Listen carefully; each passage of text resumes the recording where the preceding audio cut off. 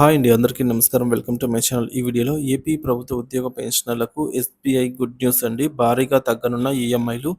మరి పూర్తి సమాచారాన్ని ఈ వీడియోలో తెలుసుకుందాము. వీడియోని ఎక్కడే గాని స్కిప్ చేయకుండా ఎండ్ వరకు చూడండి. అప్పుడే ఇన్ఫర్మేషన్ పూర్తిగా అర్థమవుతుంది. వీడియో చూస్తున్న ప్రతి ఒక్కరు వీడియోకైతే లైక్ చేయండి ఫ్రెండ్స్. ఈ వీడియోని తోటి ఉద్యోగ పెన్షనర్ మిత్రులతో అయితే షేర్ చేయండి. కొత్తగా మన ఛానల్ చూస్తున్నవారు ఇంకా సబ్స్క్రైబ్ చేసుకున్నట్లయితే వెంటనే మన ఛానల్‌ని అయితే సబ్స్క్రైబ్ చేసుకోండి. సో, దీని ద్వారా నేను చేసే లేటెస్ట్ వీడియోస్ అన్నీ మీ వరకు రీచ్ అవుతాయి. ఇక ఆలస్యం చేయకుండా వివరాల్లోకైతే వెళ్ళిపోదాము. ఎస్‌బీఐ లోన్‌లు తీసుకున్న ఉద్యోగులు, పెన్షనర్లకి గుడ్ న్యూస్ అండి. భారీగా తగ్గిన ఈఎంఐలు. స్టేట్ బ్యాంక్ ఆఫ్ ఇండియా రుణాలకు శుభవార్త. గృహ రుణాలు, వ్యక్తిగత రుణాలు, వ్యాపార రుణాలపై వడ్డీ రేట్లను తగ్గిస్తూ ఎస్‌బీఐ కొత్త నిర్ణయం తీసుకుంది. ఫిబ్రవరి 15, 2025 నుంచి మార్పులైతే అమల్లోకి రానున్నాయి. ఈ తగ్గింపుతో రుణగ్రహీతల అంటే ఈఎంఐలు, దీన్ని మాసిక వాయిదాలంటారు. సో, ఈఎంఐలు గణనీయంగా అయితే తగ్గనున్నాయి. ఎందుకు తగ్గించింది ఎస్‌బీఐ అంటే, రుణ మార్కెట్‌లో కీలకమైన మార్పుల కారణంగా reserve bank of India RBI తన ఎంపీసీ సమావేశంలో రెపో రేటును 25 బేసిక్ పాయింట్స్ అంటే 0.25% 25% అంటే తగ్గించిందనమాట. దీనికి అనుగుణంగా ఎస్‌బీఐ తన రుణాలపై వడ్డీ రేట్లను తగ్గిస్తూ నిర్ణయం తీసుకుంది. ఎస్‌బీఐ ఎక్స్‌టర్నల్ బెంచ్ మార్క్ ఆధారిత లెండింగ్ రేట్ ఈబీఎల్ఆర్ అంటారు. మరియు ఆర్ఎల్ఎల్ఆర్ రెపో లింక్డ్ లెండింగ్ రేట్ అన్నమాట. సో, 25 బేసిక్ పాయింట్లను తగ్గించింది కాబట్టి. మరి కొత్తగా మారిన వడ్డీ రేట్లు ఇక్కడ చూడొచ్చు. బ్యాంక్ పేరండి ఎస్‌బీఐ.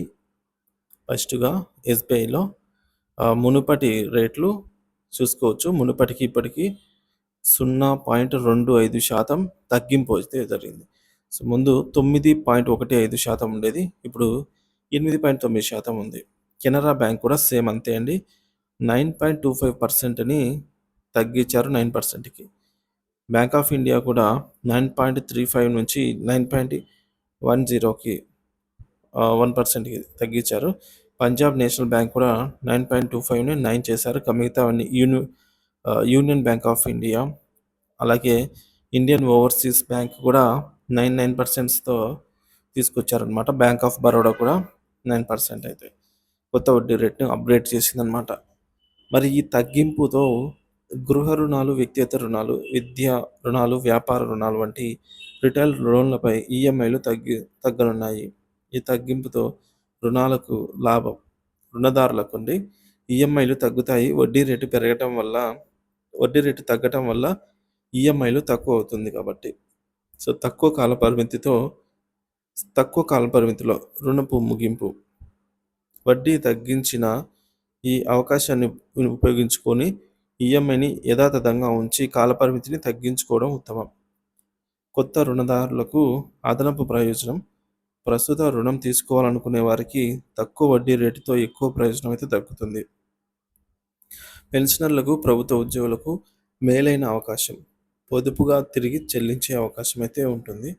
ఇప్పటికే రుణం తీసుకున్న వారు ఏం చేయాలి అంటే, మీ బ్యాంకు బ్రాంచ్‌ను సంప్రదించి తాజా వడ్డీ రేటును తెలుసుకోండి. ఈఎంఐ తగ్గించుకోవటం కాకుండా కాలపరిమితి తగ్గించుకోవడం ఉత్తమం. ఎందుకంటే దీనివల్ల మీ మొత్తం వడ్డీ చెల్లింపులు తగ్గిపోతాయి. ఎస్‌బీఐ లేదా ఇతర బ్యాంకుల నుంచి రుణం తీసుకున్నవారు రీఫండ్ నెగోషియేట్ అయితే రీనెగోషియేట్ అయితే చేసుకోవచ్చనమాట.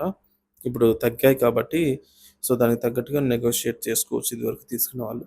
ఈ మార్పులు ఎవరికి ఉపయోగపడతాయంటే, గృహ రుణాలు, ముఖ్యంగా హౌసింగ్ లోన్లు తీసుకున్న వారికి ఈఎంఐ తగ్గుతుంది. తర్వాత పెన్షనర్లు, ఉద్యోగస్తులు, వ్యాపారస్తులు తక్కువ వడ్డీతో లబ్ధి పొందగలరు. ఇకపోతే చిన్న, మధ్య తరహా వ్యాపారులకు తక్కువ వడ్డీ రేట్లు ఉపశమనంగా మారతాయి. విద్యా రుణాలు తీసుకున్న వారికి ఈఎంఐపై తగ్గింపు ఉంటుంది.